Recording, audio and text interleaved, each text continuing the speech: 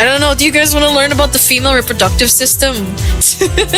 Do you want to learn about the female reproductive system? I don't even know if this counts as advice, but like, are you educated on how the female reproductive system works? No? Alright. Right, here we go. Okay, so alright. From what I remember, okay, I might be mistaken. So hang on. Let me get a chart out instead. Female menstrual cycle. Okay. Alright.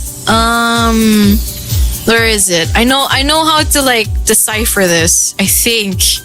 I know how to decipher this, I think. Yeah. Alright. Oh god, there's so many different hormones. But okay, the main ones we are going to focus on are estrogen and progesterone. Okay, so I forget which one does what. But I think I'll be able to figure it out with this chart. Hang on. So where is the estrogen? Let's make estrogen red and then progesterone blue. Actually, am I even qualified to talk about this? Jeez. So progesterone is at the baseline very low throughout most of the process, and then it peaks during the phase where the uterine lining is supposed to be building up. Okay, and then once it starts to dip down, that signals the body to start shedding it. As for estrogen, it peaks around during the phase of like ovulation and then goes down like this. So like, okay, the chart I'm looking at here, it's like here's like the small ovum, and then it starts to develop and stuff like that inside the ovaries, and then during peak ovulation phase you have the egg come out, and then okay, here I'm just gonna draw the thing. Okay, so this is the uterus approximately. I've drawn fancier ones than these, don't you worry. I'm just rushing it right now. Oh my god. Alright, this here is the hang on, where are we? Alright. Egg sac. There we go. Whatever, I don't care. So like, this is the ovary. This is where the eggs are made. Okay.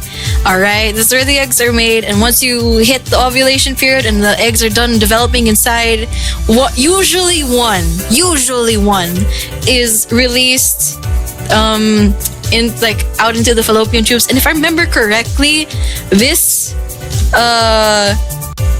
is usually where fertilization happens. And then once like if it does get fertilized, it implants into the walls of the what's it called, the walls of the uterus itself. And then if you have been fertilized, the walls of the uterus that have built up like around here-ish, supply blood and nutrients to the developing baby. But if in the event that it doesn't, the stuff kind of like shrivels up away and dies, and like this drop here in the progesterone signals you to shed and break down the uterine lining, which is like somewhere like around here, and the cycle just keeps going over and over. Yeah. Oh god. But yeah, that's honestly, those are like the main two you have to take note of. The rest are like, I forget. FSH, is that the one that determines the production of what's it called? The ovums, the egg cells? I forgetty. But like one of them is also responsible for like what's it called? Like in the pregnancy test, I think it's like I think that's the one that they test to know if you actually are pregnant. I don't know. There's also the luteinizing hormone. I forgot entirely what that does, but it apparently also, like, everything peaks during ovulation period. Just everything. Just everything is like out of whack here. It just, yeah. There you go. Okay. FSH, yeah, FSH is the follicle something hormone, and then LH is like luteinizing hormone. I forgot what they do, but yeah, single cell that will eventually become a child. Indeed. Let's see. Any other advice I can give you? If you, oh dear God. Of course, I've done research about this. But if you want to do the calendar method and you kind of freaky, but please practice safe adult activities, dear God, please practice safely, be responsible. But if you want to know what phase your girl is in or your partner is in, there are also physical signs. Safe mix, guys. Yes, safe mix. Okay, there are physical signs that also come around ovulation period or leading up towards it. Mainly, for example, discharge, right? Okay, so vaginal discharge, okay? So you can have several different kinds, usually around this period, like when you are not fertile, if you will. So basically, it can be very like tacky. It's very tacky in a way. It's kind of like dry. It's kind of like lotion. I'm not sure if it's. I think it applies in both ends of the. Sorry, I smacked the mic.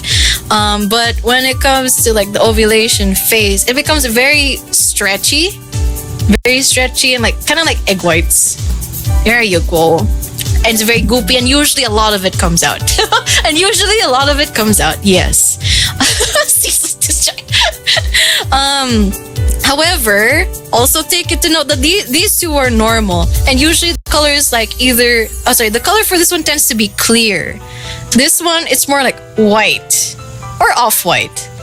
Usually the closer to white, the better. If your discharge is anything but clear or off-white, and like for example, if it is slightly green, slightly red, slightly chunky, you may have an infection. So get that checked. Is it true that discharges are acidic and can stain undies? Yes, that is true. The reason why discharge is acidic is because it neutralizes the, what's it called? The basic, what's the alkaline element of, male spunk, the coom.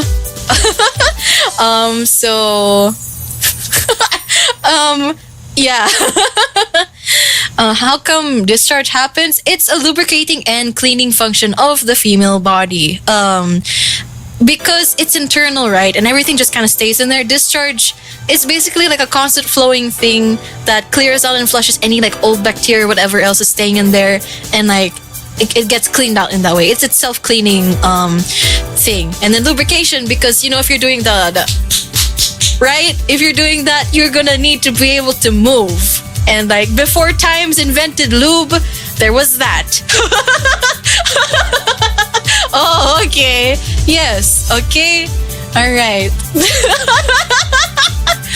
If sperm was basic, that'd be pretty catastrophic for both of the partners. Oh, okay. My bad. So yeah, it is alkaline. Oh dear God. I just go. Lube and desensitization, pretty much. Not desensitization, sanitization, cleaning. Honestly, I think I'd like to believe that if you're able to get a lot of discharge going for the lubrication, you're doing something good, because it's also the release of it is also encouraged basically by arousal. Okay. So yeah. Oh, what did I just walk into? It's educational. Yeah, it is educational.